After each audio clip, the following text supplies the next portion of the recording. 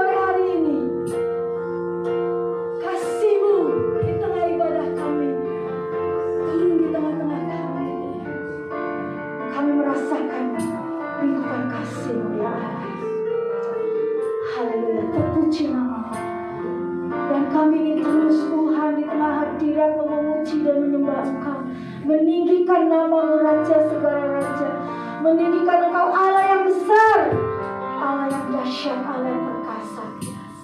Kami yakin Tuhan, terus Engkau hadir tengah-tengah kami. Ketika Engkau hadir Tuhan, yang lemah dikuatkan, yang sakit disembuhkan, yang berbeban berat diberikan kelegaan pada saat sadar. Kami tahu Engkau ada di tengah kami. Terima kasih Tuhan, terpuji nama-Mu. Di dalam nama Yesus Tuhan dan Juru Selamat kami, kami ingin terus memuji dan memuliakan nama-Mu Tuhan. Mari Pak Tuhan yang siap terus memuji dan memuliakan nama Tuhan, katakan amin. Disorak Tuhan beliau bagi Raja kita. Haleluya, haleluya. Mari kita bangkit berdiri, kita salam sehati dari jauh ya. Haleluya, Tuhan memberkati kita semua. Haleluya, penuh dengan sukacita kita memuji Tuhan dan memuliakan Tuhan. Haleluya. Mari kita terus memuji Dia, meninggikan Dia.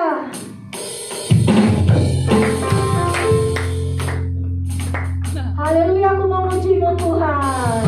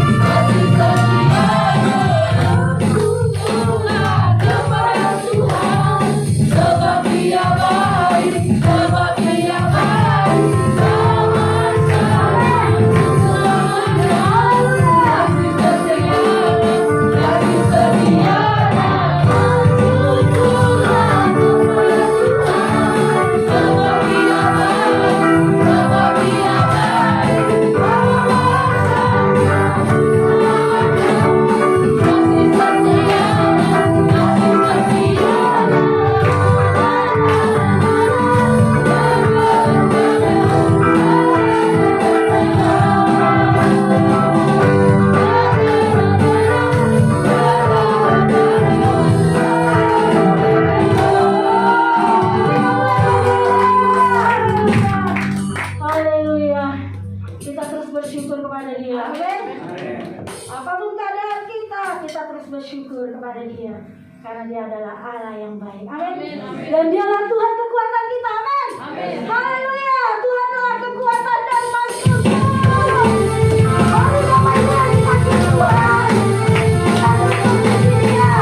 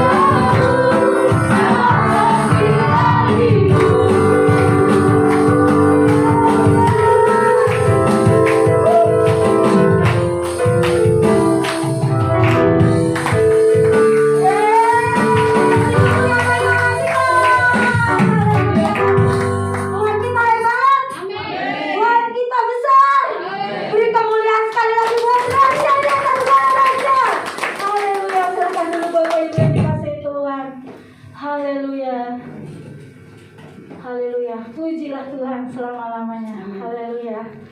Tidak ada Allah yang seperti Dia. Amin. Hari itu kita terus bangga memiliki Allah seperti Dia.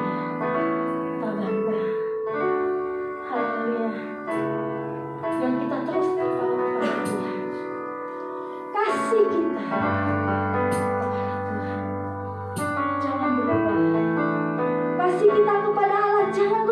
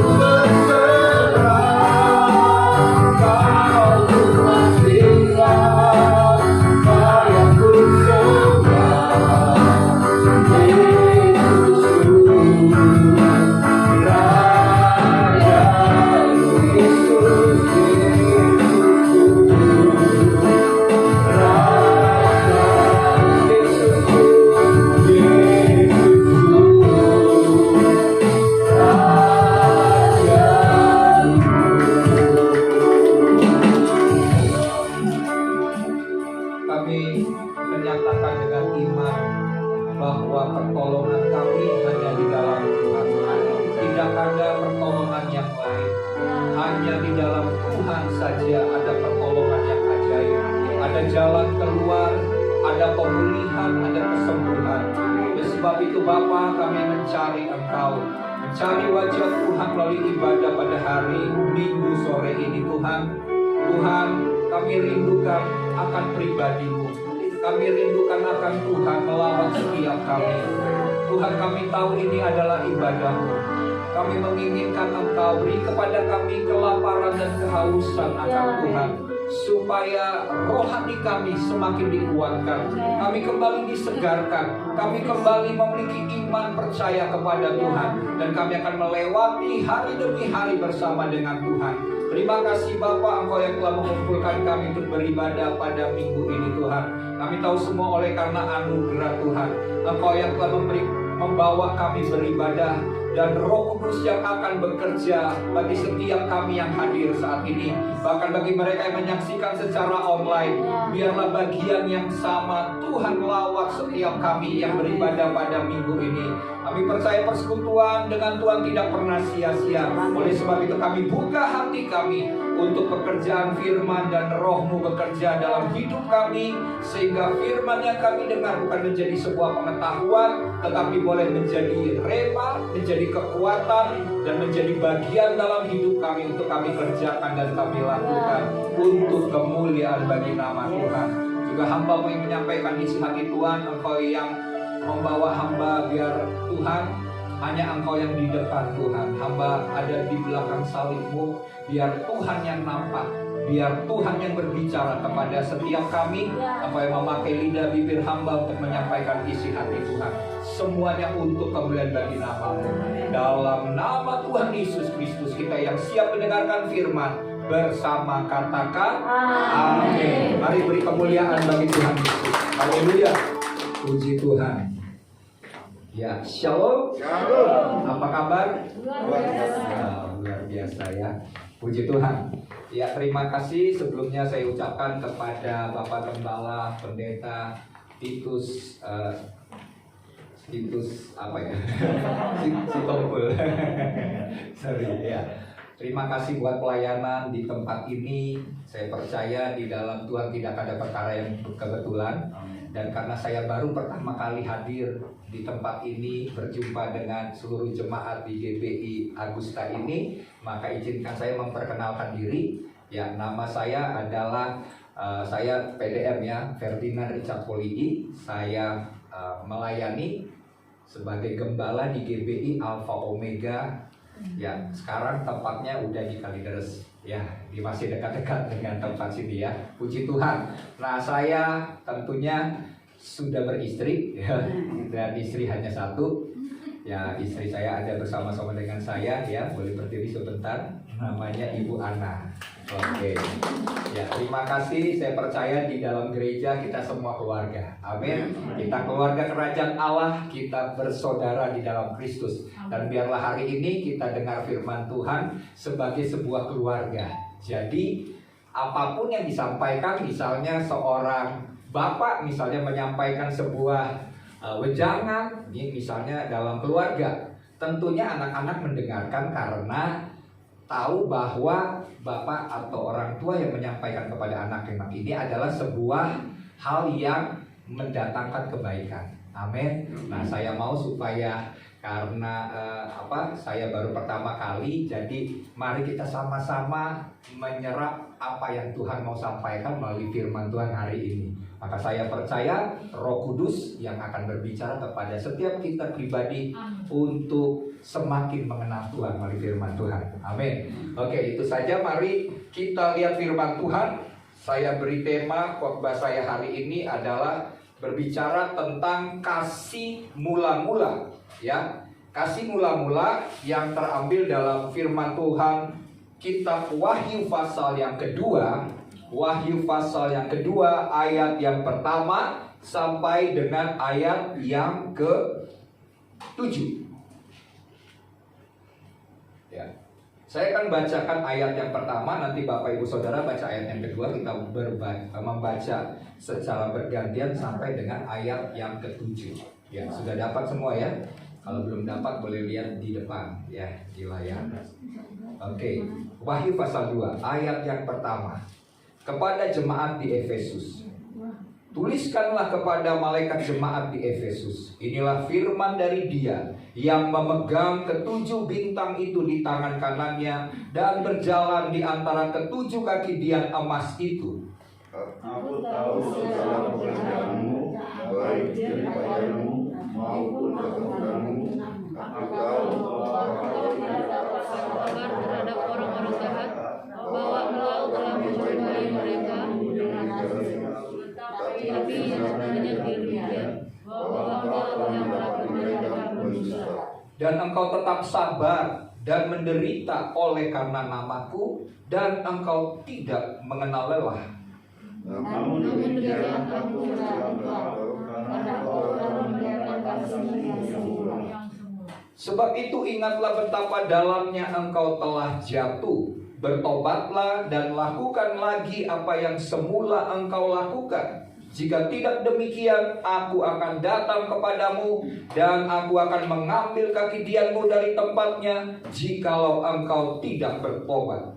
Tetapi yang ada padamu, yaitu engkau membenci segala perbuatan pemimpin Paulus yang juga aku benci. Siapa bertelinga, hendaklah ia mendengarkan apa yang dikatakan Roh kepada jemaat-jemaat. Barang siapa menang, dia akan kuberi makan dari pohon kehidupan yang ada di Taman Firdaus. Nah, kalau kita lihat, kita perhatikan ayat ini yang berbicara tentang pesan Tuhan yang disampaikan kepada Yohanes di Pulau Patmos. Tuhan menyampaikan pesan ini kepada jemaat di Efesus di daerah Asia Kecil. Nah, kalau kita lihat pesan Tuhan ini, pesannya luar biasa, ya. Karena kita tahu jemaat Efesus ini, Tuhan tahu segala pekerjaannya, baik jerih payah mereka maupun segala ketekunan yang mereka kerjakan, mereka lakukan di dalam melayani pekerjaan Tuhan. Kalau kita lihat jemaat Efesus ini adalah jemaat yang bisa dibilang jemaat yang luar biasa, ya. Kalau kita bandingkan dengan jemaat di masa sekarang, kita lihat jemaat ini jemaat yang aktif, jemaat yang melayani Tuhan dengan kelihatan bagaimana mereka sangat militan dalam melayani pekerjaan Tuhan. Nah, kita lihat apa yang dilakukan oleh jemaat Efesus ini. Dikatakan Tuhan tahu bahwa engkau tidak dapat sabar terhadap orang-orang jahat. Ya, kita lihat jemaat Efesus ternyata jemaat yang tidak sabar. Mereka melihat bahwa jika ada orang-orang yang jahat dan mereka hidupnya tidak dalam kebenaran, mereka menjadi orang-orang yang berani untuk menyatakan kebenaran.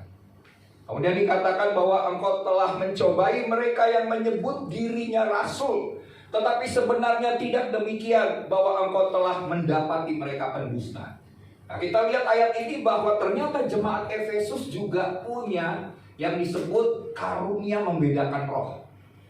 Sampai mereka mendapati ada seseorang atau orang yang menyebut dirinya rasul, tetapi tidak demikian. Dan mereka mendapati bahwa yang menyatakan dirinya ada rasul ternyata seorang pendusta.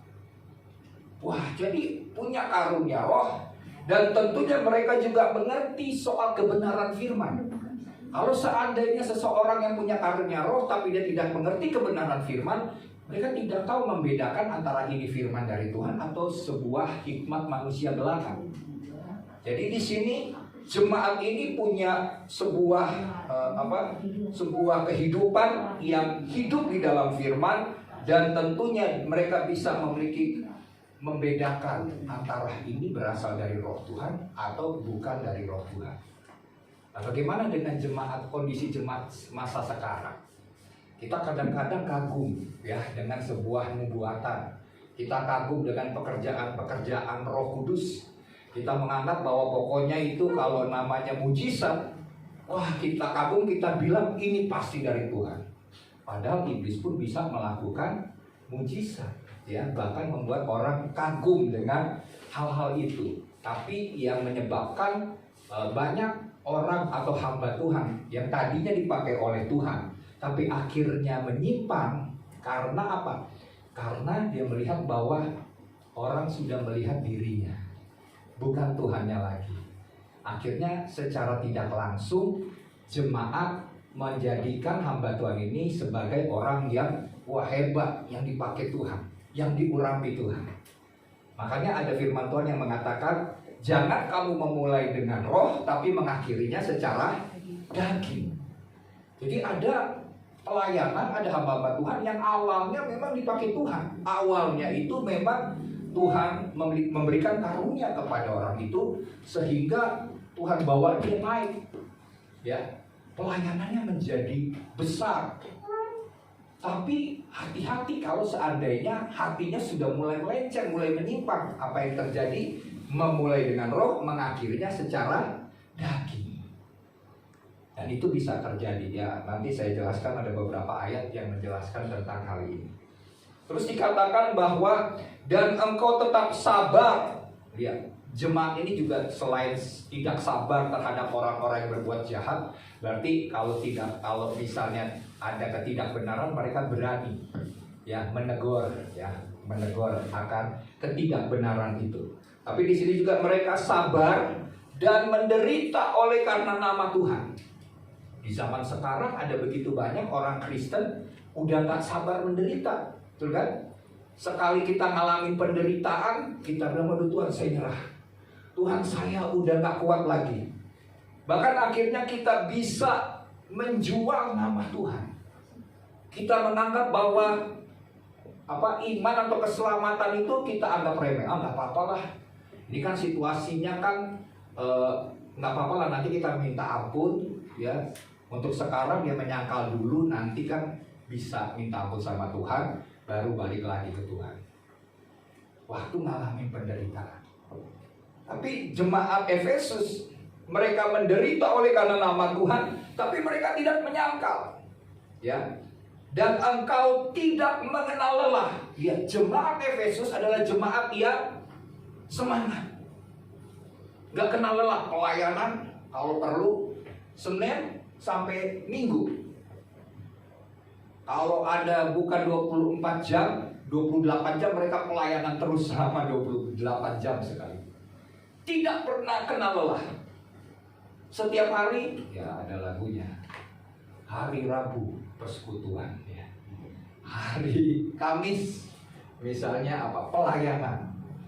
Hari Jumat, wah, semua kegiatan-kegiatannya adalah untuk pelayanan, untuk pekerjaan Tuhan, untuk komsel, untuk ibadah WBI misalnya, untuk khotbah di penjara-penjara. Apapun dilakukan, sangat sibuk, tidak pernah kenal lelah. Kira-kira kalau kita lihat hamba Tuhan, anak Tuhan yang seperti ini, yang sudah berani menyatakan kebenaran, tidak takut. Terus kita lihat juga mereka ini adalah orang-orang yang tekun. Mereka bisa membedakan roh ini berasal dari Tuhan atau bukan dari Tuhan. Ya, terus mereka juga bisa berani untuk menderita oleh karena nama Tuhan. Kira-kira jemaat ini atau hamba Tuhan ini pasti kalau kita lihat dengan kasat mata kita kagum. Wah, ini hamba Tuhan luar biasa. Pelayanannya besar. Dipanggil di sana sini untuk pelayanan. Ya. Tapi ya, di dalam ayat 4 firman Tuhan berkata begini. Namun demikian aku mencela engkau karena engkau telah meninggalkan kasihmu yang semula. Dari sebuah pujian yang Tuhan nyatakan kepada jemaat Efesus, ada satu hal yang Tuhan katakan, aku mencela engkau. Mencela ini bukan kata biasa, ini sebuah kata yang keras, teguran yang keras. Karena kenapa? Segala aktivitas kegiatan pelayanan dari jemaat Efesus ini, sekalipun sibuk, mereka melakukannya untuk Tuhan, untuk pekerjaan Tuhan, untuk pelayanan. Tapi Tuhan bilang, aku mencela engkau. Oleh karena apa? Oleh karena mereka telah meninggalkan kasih yang semula. Jadi ternyata ada banyak pelayanan, Ada banyak anak-anak Tuhan yang melayani pekerjaan Tuhan, yang sibuk melakukan pelayanan, tetapi terhilang dalam pelayanan itu sendiri. Karena kenapa? Karena sudah tidak memiliki kasih yang mula-mula. Dan Tuhan katakan, aku mencela engkau. Wah. Bahkan dikatakan di dalam ayat yang kelima, dikatakan begini. Sebab itu ingatlah betapa dalamnya engkau telah jatuh. Wah. Ini bukan perkara yang main-main. Ini perkara serius. Ini fatal akibatnya. Tuhan berkata, betapa dalam kamu sudah jatuh. Nah, ada banyak orang yang gak pelayanan, ya, gak aktif di gereja, dalam kegiatan gereja, gak sadar bahwa dirinya itu sudah jauh dari Tuhan, masih tenang-tenang, ya, gak tahu sampai di mana lagi di batasannya mereka ini. Ini aja yang sudah pelayanan, sudah sibuk, semuanya untuk Tuhan dilakukan, tapi Tuhan katakan, betapa dalam engkau sudah jatuh. Bagaimana dengan kita? Hanya karena apa? Karena mereka tidak memiliki kasih yang mula-mula. Kok bisa? Bisa, ini Alkitab yang katakan. Karena kenapa? Mengapa mereka bisa kehilangan kasih yang mula-mula? Apa itu kasih yang mula-mula? Kasih yang mula-mula itu adalah bagaimana waktu kita pertama kali mengenal Yesus. Kita mengalami perjumpaan pribadi dengan Tuhan. Dan kita mengalami kasih Tuhan yang awal. Itu kasih mula-mula. Dan biasanya waktu kita mengalami kasih yang mula-mula, bagaimana pelayanan kehidupan kita? Kita berubah, ya. Walaupun belum berubah karakter kita, mungkin ada beberapa yang belum berubah secara total. Tapi hidup kita berubah. Yang tadinya kita punya keinginan hal-hal yang duniawi, kedagingan, waktu kita mengalami perjumpaan pribadi dengan Tuhan, kita mengalami kasih yang mula-mula, kita mulai berubah dan mulai rindu mengenal Tuhan. Mulai rindu untuk mengenal kehendak Tuhan. Mulai rindu untuk melayani pekerjaan Tuhan. Dan hidup kita yang tadinya hanya untuk yang sia-sia, kita tahu, wah, yang dulu ini sia-sia. Saya mau berbalik, saya mau ikut Tuhan, saya mau mengikuti ibadah gereja. Kalau misalnya di gereja ada ibadah dari Senin sampai, saya katakan lagi sampai Sabtu, saya mau ikut, saya mau belajar firman. Betul kan? Ya. Itu pengalaman kasih mula-mula, saya juga mengalami. Betul ya? Kalau dulu waktu kasih mula-mula itu ada, ya, kita pengen duduk di depan, ya. Kita dengerin firman Tuhan. Kita rindu, kita lapar akan Tuhan. Aku mau bicara apa lagi melalui firman, melalui hamba Tuhan ini. Tapi setelah berjalannya waktu, kadang-kadang kasih kita kepada Tuhan mulai memudar. Contohnya apa? Yang paling kelihatan, waktu awal datang ibadah, misal jam 5, jam setengah 5 sudah hadir, ya. Sebelum belum ibadah sudah duduk di depan, doa bersekutu dengan Tuhan. Ya, itu awal. Tapi setelah sudah kehilangan kasih mula-mula, datang terlambat, ya. Kemudian duduk paling belakang. Dengar firman, firmannya gak cocok nih buat saya, itu buat yang sebelah. Tidur di gereja gitu ya. Nah, inilah contoh mereka yang sudah kehilangan kasih yang mula-mula. Tuhan mau supaya kita kembali kepada kasih kita, cinta, gelora untuk dekat dengan Tuhan. Inilah yang penting di hari-hari terakhir ini. Kita tahu di masa pandemi ini mungkin memang penting, ya, gereja mendengarkan firman tentang pengajaran yang berbicara soal iman. Itu penting, karena kan kita ini butuh, ya, di masa pandemi ini kan butuh iman. Karena ada banyak tantangan yang kita alami, maka kita harus hidup oleh iman, percaya kepada Tuhan. Kemudian firman-firman di dalam gereja juga disampaikan tentang pengharapan. Betul ya? Ada harapan, jangan takut. Bagi kita orang percaya ada harapan. Masa depan masih ada. Harapanmu tidak pernah hilang. Pengharapan dengan Tuhan tidak pernah sia-sia. Kita bicara tentang pengharapan itu penting di masa-masa yang sukar dan sulit, khususnya masa pandemi seperti sekarang ini. Tapi ada satu hal yang juga sangat penting. 1 Korintus 13 ayat 13 berkata, demikianlah 3 hal ini, yaitu apa? Iman, pengharapan, dan kasih. Dan yang lebih penting daripada semuanya itu adalah kasih. Kita perlu dengar tentang iman, kita perlu dengar tentang kasih. Tapi yang kita perlu dengar juga di masa-masa yang tidak menentu dan tidak pasti ini, kita harus dengar firman tentang kasih. Karena Allah itu kasih. Terus coba, kenapa kita perlu mengerti tentang kasih? Saya katakan tadi, ini jemaat Efesus ini kan jemaat yang kalau mau dibilang ini punya karunia. Mereka ini orang yang militan. Mereka berani menyatakan kebenaran, gak takut kita menyatakan kebenaran, kita masih ragu-ragu dan malu-malu. Tapi jemaat Efesus gak peduli, berani menyatakan kebenaran, dipakai Tuhan secara luar biasa. Nah, tentunya kita kagum dengan jemaat ini, ya. Mereka melayani Tuhan dengan kuasa Tuhan, dengan iman.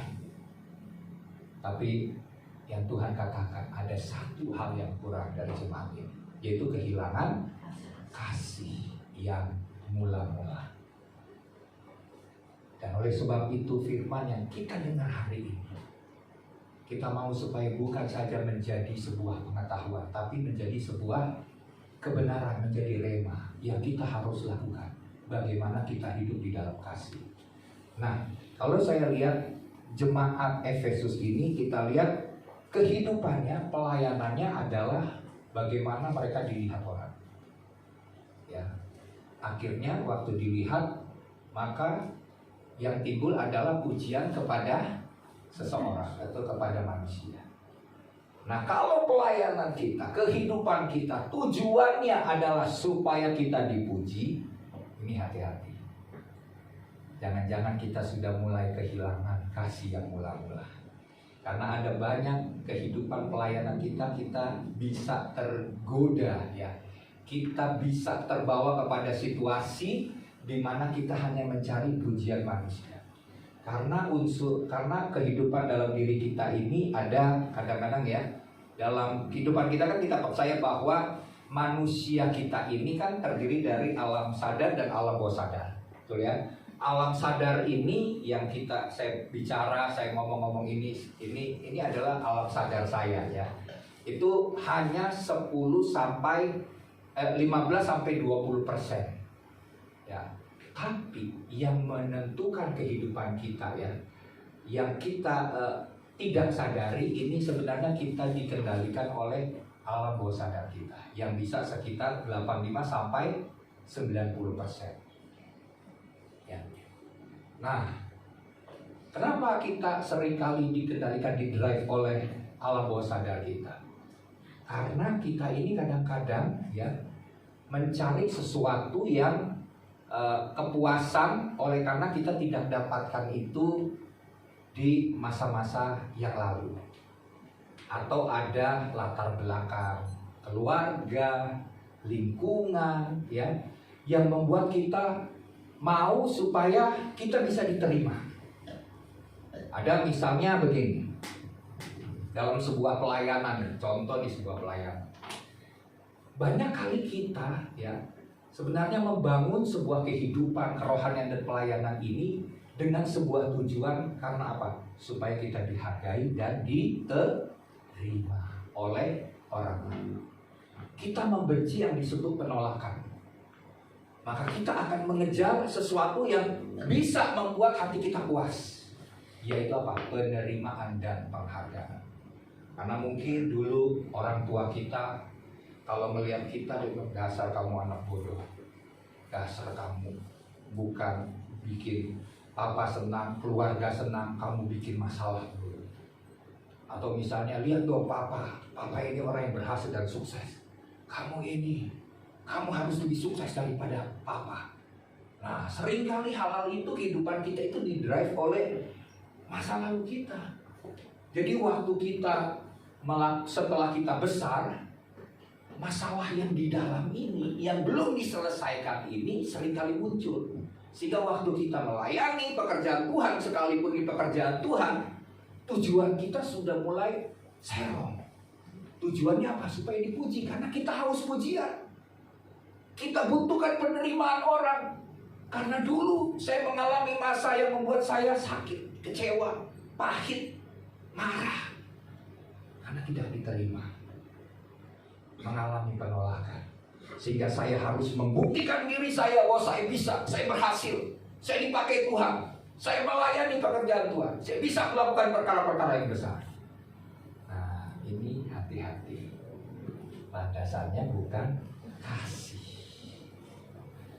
Awalnya kita mengalami perjumpaan dengan Tuhan. Awalnya kita alami jamaah Tuhan. Dan Tuhan memberikan karunia kepada kita. Tapi karena yang di dalam ini belum beres, kita pakai itu semua untuk membuat jiwa kita puas. Emosi kita menjadi lebih tenang. Karena ada penerimaan yang kita butuhkan selama ini. Yang kita tidak dapatkan di masa lalu kita.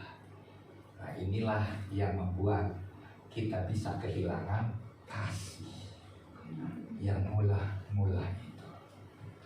Makanya di dalam gereja, kenapa firman Tuhan disampaikan oleh Pak Titus sebagai gembala dan hamba-hamba Tuhan di tempat ini, mau membuat hidup kita menjadi selaras seperti firman Tuhan. Tuhan mau supaya kita menjadi seperti Yesus. Dan kita harus belajar untuk target hidup kita menjadi seperti Yesus dalam perkataan, perbuatan, sikap, tujuan hidup, kehendak, keinginan, semuanya harus kita buang keakuan kita, kepentingan diri kita sendiri. Tapi kita harus mengikuti kehendak Tuhan. Karena waktu kita di bumi ini sangat singkat. Saya lihat di sini cukup banyak bapak ibu yang sudah mulai berumur gitu ya. Tapi saya juga berkata di zaman sekarang ini ya, banyak anak-anak orang-orang yang masih muda sudah dipanggil Tuhan duluan gitu ya. Ya ada yang bilang itu tugasnya sudah selesai. Ya itu kan jawaban yang paling gampang dijawab seperti itu. Tapi persoalannya adalah apakah kita sudah sampai kepada tujuan Tuhan atas hidup kita atau belum. Ya, biarlah kesempatan yang Tuhan beri selama kita masih hidup, kita harus mengejar hal-hal yang kekal. Ada banyak orang Kristen yang hanya mengejar hal-hal yang bersifat sementara. Pengejarannya adalah bagaimana bisa hidup bahagia, senang, kaya raya, mati tenang katanya. Hanya yang sementara. Padahal hidup kita ini yang Tuhan beri yang di bumi ini sebenarnya kita harus mengejar hal-hal yang bersifat kekal. Nanti kedepannya bagaimana? Kalau cuma hanya mengejar menjadi kaya, cari uang, kerja keras, alasannya supaya nanti kalau jadi kaya buat memberkati pekerjaan Tuhan. Berarti kalau belum kaya belum bisa memberkati pekerjaan Tuhan. Bahkan kalau sudah jadi kaya lupa untuk memberkati pekerjaan Tuhan. Karena pengejarannya adalah untuk kepentingan dan keinginan dirinya sendiri. Dan kalau sudah sampai seperti itu tidak pernah memikirkan yang lain, orang lain, kebutuhan yang lain. Hanya untuk aku, dan aku. Nah, jadi yang pertama yang saya boleh sampaikan, saya menyampaikan ini, saya ngalir ya. Saya tahu apa yang Roh Kudus mau sampaikan, saya akan katakan bagi jemaat ini. Jadi yang pertama, kalau kita sudah mulai menjadikan kegiatan pelayanan hanya atau beribadah ke gereja hanya sebagai sebuah rutinitas, kebiasaan atau kegiatan agamawi saja, maka kita sudah dikuasai disebut dengan roh agamawi. Hanya rutinitas, hanya tugas, hanya kewajiban. Pelayanan kita ini hanya sebatas ya karena Bapak Gembala suruh saya melayani pekerjaan Tuhan. Ya udah, kan firman Tuhan katakan siap atau tidak siap harus melayani. Ya udah, saya siap-siap aja gitu ya. Karena tugas dan kewajiban. Nah, kalau motivasinya seperti itu dalam pelayanan, maka firman Tuhan ini berlaku. Betapa dalamnya kamu sudah jatuh. Ya, kamu enggak lagi menginginkan, merindukan hadirat Tuhan. Kamu tidak menginginkan waktu kita melayani ini, Tuhan saya rindu lawatan Tuhan. Waktu saya melayani pekerjaan Tuhan, waktu saya main keyboard, satu ya penciptaan musik saya ini, hadirat Tuhan langsung turun dan melawan semua. Itu sebenarnya kerinduan kita. Karena kenapa? Kasih kita dengan Tuhan, ya, dan kasih kita kepada sesama itu kita tetap miliki karena persekutuan dengan Tuhan. Ini kasih mula-mula begitu penting dalam kehidupan pelayanan. Kalau hanya sekedar kewajiban, hanya sekedar rutinitas, hanya karena mungkin jabatan, maka pada akhirnya Tuhan akan berkata, kalau kau tidak bertobat, aku akan mengambil kaki dia. Wah, kalau kita diambil kaki dia kita, berarti kita tidak bisa lagi masuk di dalam Firdaus, Taman Firdaus. Karena dikatakan barang siapa menang, dia akan masuk dalam Firdaus Allah. Mari kita jaga yang pertama hati kita.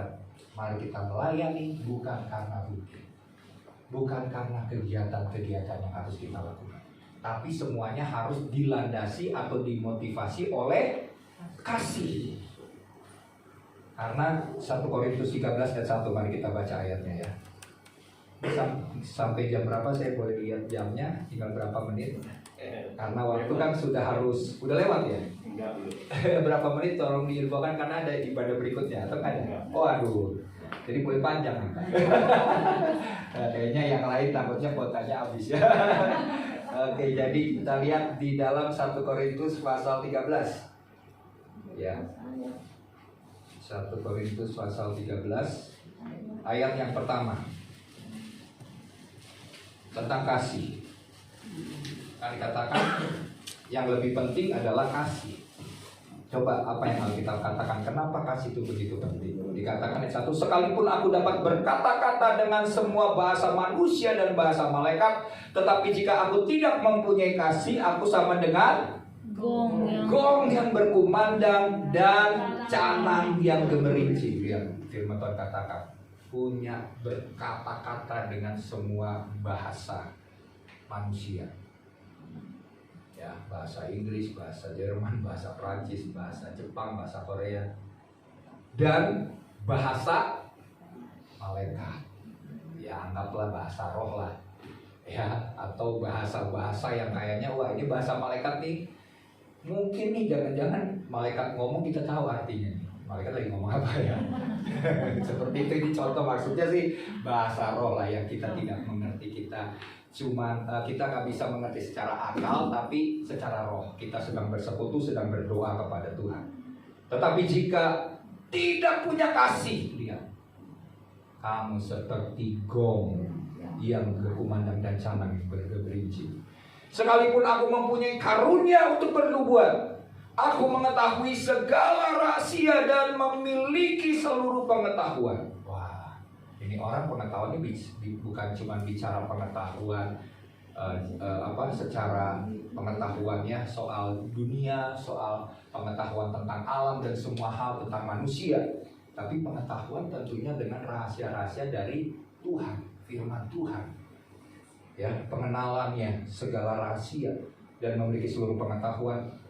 Dan sekalipun aku memiliki iman yang sempurna untuk memindahkan gunung. Kita udah pernah mindahin gunung nggak ya? Belum gitu ya. Saya dengar ada namanya Gunung Mokatan ya. Itu 3 kali pernah pindah. Sekalipun kita bisa bikin Gunung Semeru ya 10 kali pindah gitu ya.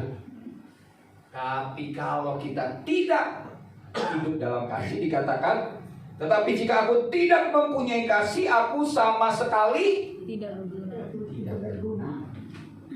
Mindahin gunung 10 kali juga Tuhan nggak berguna.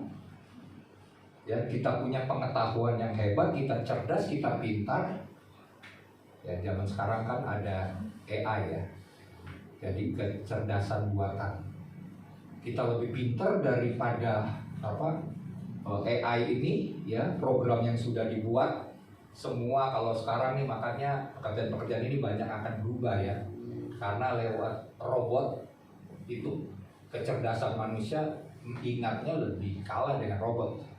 Sekalipun kita punya katanya rahasia, segala rahasia dan seluruh pengetahuan, cerdas, pintar, berhikmat, tapi tanpa kasih tidak berguna, sia-sia. Mau apa gelarnya, profesor, doktor, karburator bocor, udah lengkap semua, tapi kalau tidak punya kasih, sia-sia. Ya, semua gelar-gelar dan jabatan itu. Terus ayat 3 dikatakan, dan sekalipun aku membagi-bagikan segala sesuatu yang ada padaku. Ini pelayanannya apa? Pelayanan sosial mungkin. Kalau perlu dia punya uang banyak, rumahnya dia jual untuk pekerjaan Tuhan, untuk bagi-bagi orang miskin. Kira-kira nih orang hebat gak? Orang murah hati. Punya rumah satu, dia bagi-bagi kekayaannya buat orang-orang miskin.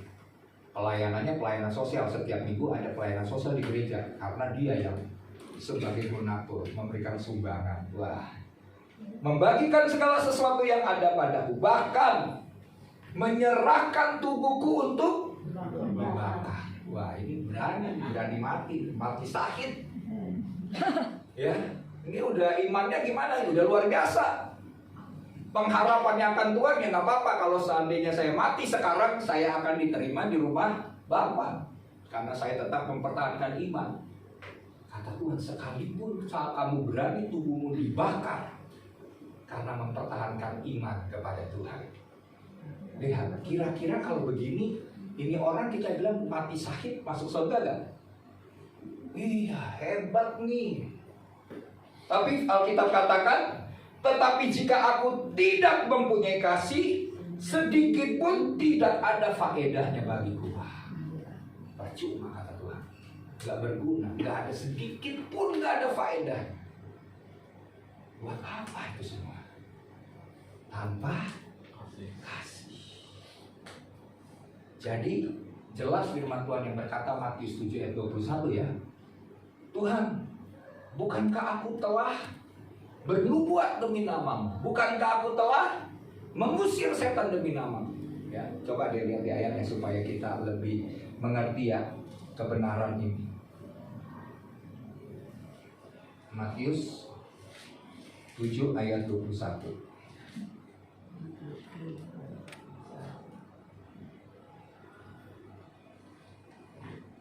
Ya, dikatakan begini, bukan setiap orang yang berseru kepadaku Tuhan, Tuhan akan masuk ke dalam kerajaan sorga, melainkan dia yang melakukan kehendak Bapakku yang di sorga. Ayat 22, pada hari terakhir banyak orang akan berseru kepadaku, Tuhan, Tuhan, bukankah kami bernubuat demi namamu, dan mengusir setan demi namamu, dan mengadakan banyak mujizat demi namamu juga.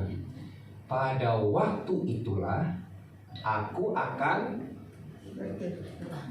Jadi jangan sampai Tuhan harus berterus terang. Awalnya Tuhan diemin aja, Tuhan biarin dipakai Tuhan, melakukan mujizat, melakukan bernubuat, mengadakan mujizat, menyembuhkan. Pada akhirnya ya, pada waktu itulah akhirnya Tuhan harus berterus terang kepada orang-orang itu. Tuhan katakan apa? Aku tidak pernah mengenal kamu. Enyahlah daripadaku kamu sekalian pembuat kejahatan. Jadi kita bisa melayani Tuhan oleh karena mencari pujian. Kita bisa melayani Tuhan untuk membuat orang kagum dan mengikuti kita. Kalau tidak didasari oleh kasih kepada Tuhan, membawa kemuliaan bagi Tuhan, memberikan Tuhan yang disanjung, bukan diri kita. Kita hanya alat, kita hanya dipakai kapan aja Tuhan ambil, nggak ada apa-apa, kita jadi orang biasa. Kita bisa mencuri kemuliaan Tuhan kalau kita tidak memiliki kasih kepada Tuhan. Betapa pentingnya kasih, betapa pentingnya kita senantiasa ada mencari perkenanan Tuhan. Karena jangan sampai Tuhan harus berterus terang kepada kita, kamu pembuat kejahatan, enyahlah dari hadapanku. Wah, ini jangan sampai ya, kita sudah capek-capek, sudah melayani, kata Tuhan, betapa dalamnya kamu sudah jatuh. Maka bertobatlah, lakukan seperti pada mulanya kamu ketemu dengan aku. Jadi yang pertama ya harus dilandasi kasih, bukan aktivitas kegiatan. Nah yang kedua, yang terakhir ya Pak Titus ya. Yang kedua adalah yang tentang kasih yang mula-mula ini adalah di dalam kita kita bukan sekedar melayani, kita bukan sekedar melakukan pekerjaan Tuhan, tetapi dasari diri kita di dalam pengenalan akan Tuhan. Banyak kali orang melayani hanya untuk kelihatan dia melayani Tuhan. Bahkan ada banyak orang yang mengejar pelayanan, bahkan mengejar panggung untuk sebuah pertunjukan, untuk menunjukkan, wih saya hebat, wih saya luar biasa dipakai Tuhan. Ya, jadi yang kedua ini adalah bukan didasari oleh pengenalan kita akan Tuhan. Kita tidak mengejar lagi keintiman dengan Tuhan. Ada orang pengen begini, kan manusia itu pengen cari ini, Pak, bagaimana caranya saya diberkati?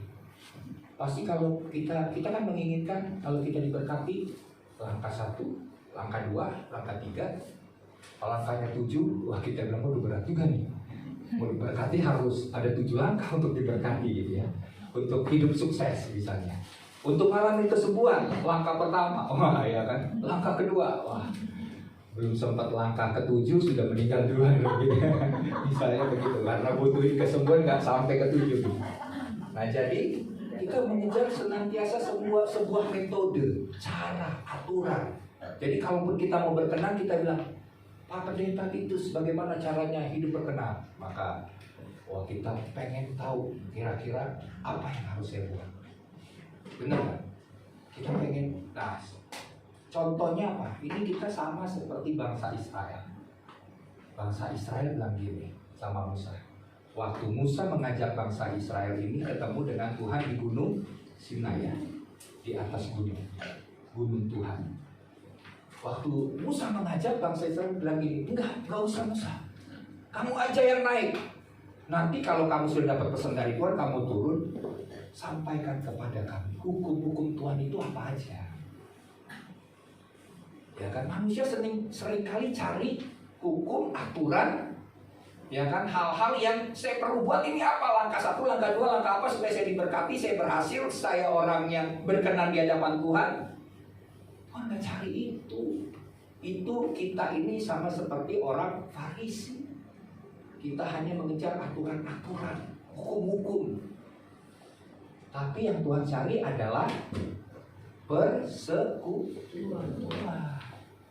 Pengenalan kita, keintiman kita dengan Tuhan itu gak tergantikan dibandingkan kesibukan pelayanan kita. Ada banyak orang yang sibuk melayani, tapi udah gak lagi mengenal hati Tuhan. Mungkin udah gak tahu apa itu suara Tuhan. Jangan seperti kalau kita katakan contoh yang ada di Alkitab, Imam Eli. Ya, Imam Eli ini kan imam, mestinya tahu tentang suara Tuhan. Tapi suatu kali Samuel, tahu Samuel kan? Ya. Dia diserahkan oleh ibunya untuk jadi pelayan Tuhan, tinggal di rumah Tuhan, dididik dan dibina oleh Imam Eli. Suatu kali, suatu malam, waktu dia tidur, ada suara yang memanggil, Samuel, Samuel. Ya, terus Samuel dengar suara, dia bangun, wah Bapak manggil saya. Ya, datengin Bapak, ketemu dengan Imam Eli bilang, enggak, Saya tak panggil, tidur lah. Balik lagi tidur. Kedua kali dia dengar lagi, Samuel, Samuel. Wah, dia bangun. Wah, Bapak panggil saya. Dia ketemu, apakah Bapak memanggil saya? Kata Imam Eli, tidak. Kalau saya tidak panggil, tidur lagi 2 kali. 3 kali, panggil lagi, Samuel, Samuel. Dia bangun, wah dia yakin ini pasti Bapak panggil saya. Dia ketemu Imam Eli bilang, saya tidak panggil. Langsung Imam Eli bilang gini, kamu tidur lagi katanya. Coba Imam Eli katanya berada di rumah Tuhan, mestinya dia ini dengar suara Tuhan, mestinya waktu dia tahu ini Tuhan sedang panggil siapa? Samuel, dia bilang tidur aja, tidur lagi. Nanti kalau Tuhan panggil, kamu gak usah bilang ini, gak usah bilang datang ke saya, tapi bilang ini, ya Tuhan, saya mau dengar apa yang kau katakan, betul kan? Tapi jawaban Imam Eli adalah suruh tidur dulu. Mestinya apa? Mestinya bilang ini, oh itu Tuhan mau bicara. Sekarang kamu berlutut, kamu berdoa, kamu tanya Tuhan, Tuhan aku mau bicara apa? Bukan disuruh tidur lagi. Tunggu Tuhan bangunin lagi. Ya kan? Tapi Tuhan untung nggak pernah bosan. Tuhan mau berbicara kepada Samuel. Akhirnya dia panggil lagi Samuel. Akhirnya Samuel bangun dan dia siap mendengar suara Tuhan. Dan sejak hari itu Tuhan pakai Samuel ya secara luar biasa karena dia mendengar suara Tuhan, menjadi nabi Tuhan. Nah, jangan sampai kita tidak mengenal Tuhan. Kita hanya mengejar kesibukan pelayanan. Kita pikir dengan semakin sibuk kita melayani pekerjaan Tuhan, maka upah kita besar di surga. Wah, itu kan dasarnya kita. Tapi tanpa pengenalan akan Tuhan, tanpa kasih kepada Tuhan, itu semua sia-sia. Yang diangkat oleh Tuhan, salah satunya kan selain Elia siapa? Henok. Kira-kira apa yang dikerjakan oleh Henok seumur hidup? Alkitab nggak pernah catat kan? Karena dia tidak melakukan apapun. Cuman Alkitab mencatat dia berkenan di hati Tuhan. Kenapa? Kesaksiannya itu membuktikan bahwa dia berkenan melalui kehidupan dalam pengenalan dia akan Tuhan. Dia akan melakukan perkara besar, nggak seperti itu bikin bahtera supaya ada yang diluputkan dari air bah malapetaka atas dunia. Dia kan seperti nabi-nabi yang lain, ya, melakukan pekerjaan-pekerjaan yang besar, tapi dia hanya punya hubungan kesaksian kehidupannya dengan Tuhan. Itu berkenan dan menyenangkan hati Tuhan. Amin. Jadi dasar kita melayani bukan pelayanan kita ini kita melayani Tuhan supaya kita diberkati, enggak. Kita kenal Tuhan dulu, baru kita melayani Tuhan dan pekerjaannya. Jangan kebalik. Kita bekerja Tuhan supaya kita berkenan di hadapan Tuhan. Itu tidak akan pernah berkenan di hadapan Tuhan kalau tujuannya yang salah itu. Ya, jadi Bapak Ibu Saudara, mari jadikan kasih kita kepada Tuhan. Kasih mula-mula terus terbakar dalam hidup kita. Kalau orang punya kasih mula-mula, maka hidupnya nggak akan mudah menghakimi orang, betul ya? Sama di gereja ya, di mana-mana, tapi di gereja sini kayaknya nggak. Itu gereja yang besar ya. Itu sering banyak jemaat menghakimi ya. Baik gembalanya dihakimi, pelayan sesama pelayan dihakimi, sesama jemaat dihakimi. Penghakiman di gereja begitu kencang daripada di dunia, ya. Tapi mari kita mau kembali dengan kasih mula-mula. Kita lihat sisi, oh ternyata orang ini kenapa kita perlu belas kasihan. Oke, dia ini sering bikin kesel. Tapi kenapa dia bikin kesel? Ternyata ada luka dalam hatinya perlu disembuhkan. Dan saya perlu tolong dia untuk bisa pulih dari luka-lukanya. Itu adalah kasih. Jadi yang Tuhan maksud kalau kita hidup di dalam kasih, kita nggak cuma mau menerima. Kalau orang hanya mau menerima, itu tidak hidup di dalam kasih. Tapi kasih itu adalah memberi. bukan sekedar menerima. Kita kan maunya kan menerima, betul kan? Tapi kalau di dalam gereja Tuhan, kita hidup dalam kasih, maka keinginan kita adalah memberi. Nanti upahnya di sorga saja. Bukan menerima. Akhirnya cari kepentingan diri sendiri. Semuanya untuk memuaskan. Kita beribadah ke gereja karena Bapak Gembala harus perhatiin saya, ya kan? Jemaat harus perhatiin saya. Saya banyak masalah. Nah, begitu. Cuma untuk kepentingan diri. Tapi waktu kita mengenal kasih Tuhan, kita tujuan hidupnya hanya untuk memberi, menabur. Soal menuai nanti urusan Tuhan. Tuhan pasti akan, karena waktu kita memberi, kita menabur, pasti kita akan menuai. Tapi sekalipun kita gak harus menuai dengan sesuatu yang kita harapkan, orang lain yang menuai, betul nggak? Gak apa-apa. Tapi kita menerima juga, kita menuai dari apa yang ditabur orang lain. Nah inilah uniknya Tuhan. Tapi lakukan selama masih hidup. Ada hukum tabur tuai. Kita terus menabur. Bagian Tuhan yang akan memberikan kita tuaian. Ya, dan firman Tuhan berkata, orang yang menabur dengan mencucurkan air mata akan menuai dengan sorak-sorai. Hanya itu janji Tuhan. Jadi ya udah, kalau nangis-nangis tenang. Suatu saat pasti menabur dengan sukacita. Belum menangis, belum makan sukacita. Nah ya. Oke, mari kita percaya kasih menjadi hal yang penting. Kata Tuhan katakan iman, pengharapan, dan kasih. Tapi kita mau terus hidup dalam kasih karena dunia ini membutuhkan kasih. Betul? Allah itu kasih dan Dia sudah memberikan kasihnya kepada kita. Kita harus menyalurkan kasih Tuhan kepada dunia yang sedang kehilangan kasih. Karena Alkitab katakan kasih di dunia di akhir zaman ini akan menjadi semakin dingin. Bagaimana supaya kasih Tuhan itu membuat hangat dunia ini? Kitalah pembawa kasih Tuhan. Ya, kita murah hati, kita menabur, kita memberi, menyatakan kasih. Maka hidup kita akan berkenan mengenal Tuhan.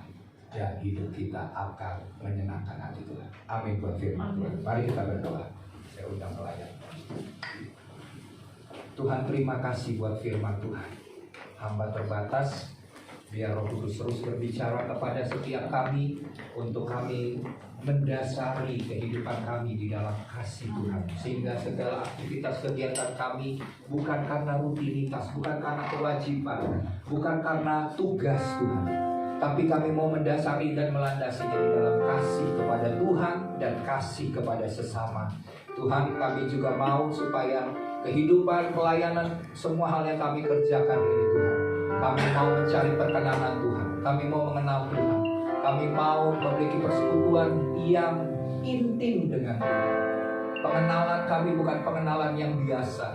Kami mau mengenal Tuhan seperti hubungan suami dengan istri, dalam bahasa Yunani kinosko. Kami mau terus mengejar pengenalan hati Tuhan. Dan biarlah Tuhan berbicara dalam hidup kami. Dan kami mau hidup di dalam kasih, dengan memberi apa yang sudah kami miliki, apa yang kami punya. Bukan karena untuk tujuan yang sia-sia, untuk mencari pujian manusia, penerimaan atas hidup kami. Tapi biarlah kami mencari perkenanan Tuhan, sehingga apa yang kami lakukan itu semata-mata karena kasih kepada Tuhan. Mari Roh Kudus, biar Tuhan berbicara, Tuhan cabut semua hal, dan buat kami bertobat dari jalan-jalan kami yang jahat Tuhan. Kami mau menggunakan waktu-waktu yang ada untuk hidup di dalam kebenaran, di dalam kasih Tuhan. Hamba berdoa Tuhan, biar kasih Tuhan meliputi kami. Haleluya. Mari kita nyanyikan, aku mengasihi Engkau Yesus. Haleluya. Aku mengasihi Engkau Yesus dengan segenap hatiku. Aku mengasihi Engkau Yesus. Mari kita bangkit berdiri dengan segenap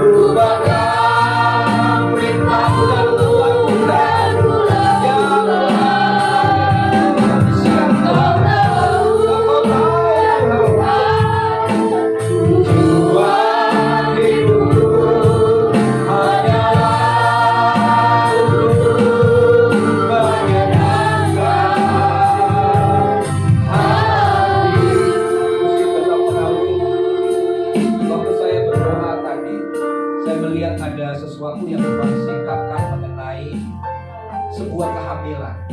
Saya tidak tahu maksud rohani daripada apa yang saya lihat, tapi saya percaya ada sebuah kelahiran yang Tuhan mau berikan secara rohani. Ada sebuah terobosan yang Tuhan sediakan dan siapkan bagi gereja di tempat ini. Saya tidak tahu apa yang Tuhan mau kerjakan, tetapi saya melihat ada sebuah waktu di mana semacam seorang ibu yang perutnya sedang besar turun siap melahirkan, tinggal menunggu waktu kelahiran itu akan terjadi. Saya tidak tahu berapa lama waktunya kapan, tapi ada sebuah kelahiran yang akan terjadi melalui pelayanan di tempat ini. Saya tahu ada sebuah kunci yang Tuhan berikan pada hari ini bagi setiap jemaat. Hiduplah di dalam kasih Tuhan. Jika kita melewati, menjalani hari-hari ini di dalam kasih kepada Tuhan, ada sebuah terobosan yang Tuhan siapkan di tempat ini. Bukan hanya di gereja, tapi kehidupan, pekerjaan, usahamu, semua hal yang Tuhan memberikan untuk sebuah terobosan di tahun ini. Tuhan sedang siapkan sesuatu yang baru atas hidup. Bapak hamba berdoa, biar Tuhan genapi atas kehidupan jemaat.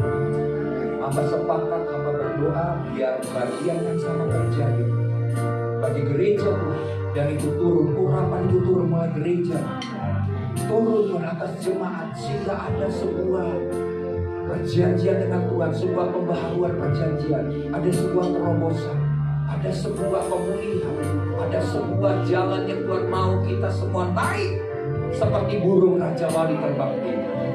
Ya Tuhan genapi atas seluruh jemaat. Mereka yang membutuhkan pekerjaan, hamba berdoa, Tuhan sediakan di waktu ini. Mereka yang sedang mengalami usaha yang mungkin sedang menurun, dalam nama Yesus, mereka boleh naik di masa ini, di musim ini. Hamba tolak, hamba hancurkan semua pekerjaan iblis oleh kuasa darah Yesus. Hamba hancurkan semua kutuk, hamba hancurkan semua perkataan-perkataan, ucapan-ucapan, semua mantra-mantra, semua hal sihir, tenung, semua hal yang menghalangi kami untuk bergerak maju sesuai dengan kehendak Tuhan. Dalam nama Tuhan Yesus, biar berkat Tuhan dicurah, anugerah Tuhan dilimpahkan, semua hal yang baik dinyatakan atas hidup. Terima kasih Tuhan. Terjadilah sesuai dengan kehendak. Mari kita nyanyikan lagu ini. Saya minta Bapak tenang, Bapak Ibu, saya mau meneraikan firman Tuhan. Aku mengasihi. Yesus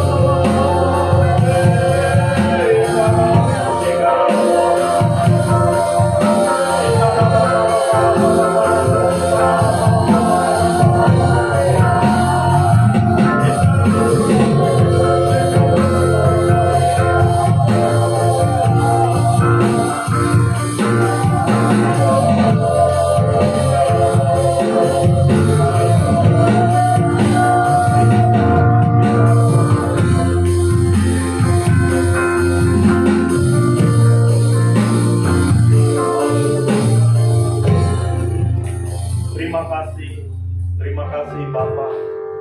Meteraikan firman-Mu di dalam hati kami, di alam bawah sadar kami, agar firman ini seperti benih yang ditanam, yang akan bertumbuh, bertunas, yang akan menguasai hati dan pikiran kami, yang menjadikan pola pikir kami, mindset kami ditentukan oleh firman-Mu.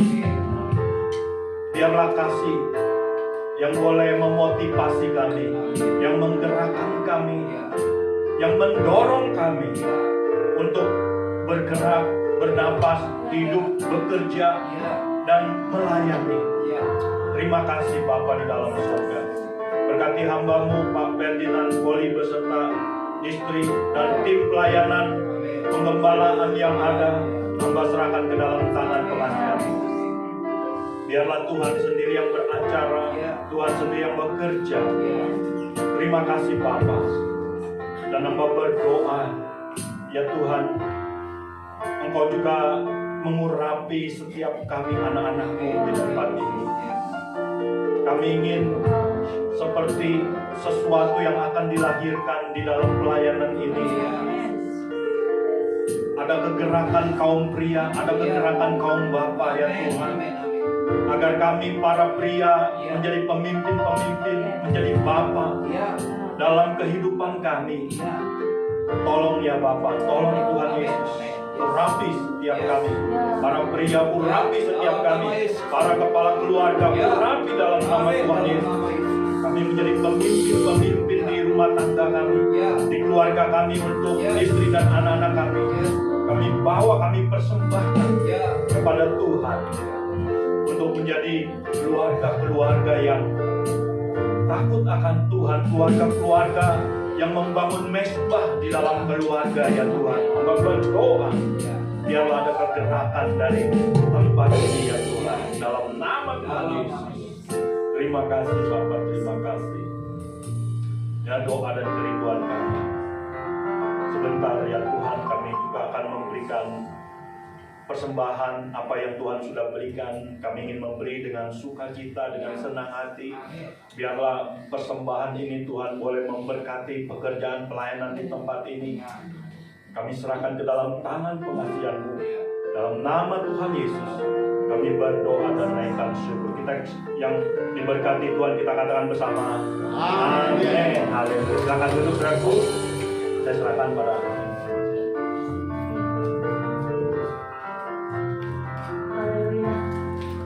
sudah diberkati oleh firman Tuhan. Haleluya. Amin. Sudah diberkati. Semua kita diberkati oleh firman Tuhan. Dan terus mendorong kita untuk kita melayani dan apapun yang kita kerjakan harus dengan kasih Tuhan. Haleluya. Kita akan memberi bagi Tuhan.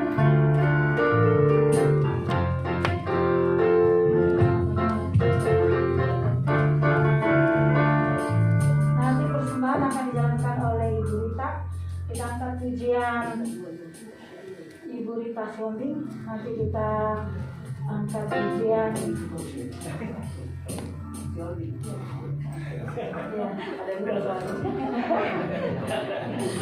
Rita ada dua, si Sombing dan Sombing. Ini bingung semua ini.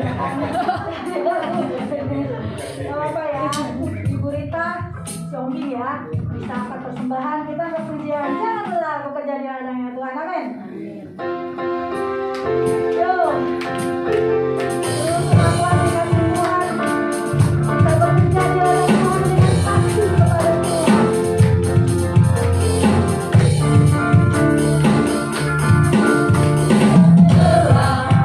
Bekerja di ladangnya Tuhan, Roh Kudus yang beri kekuatan, yang mengajar dan menopang.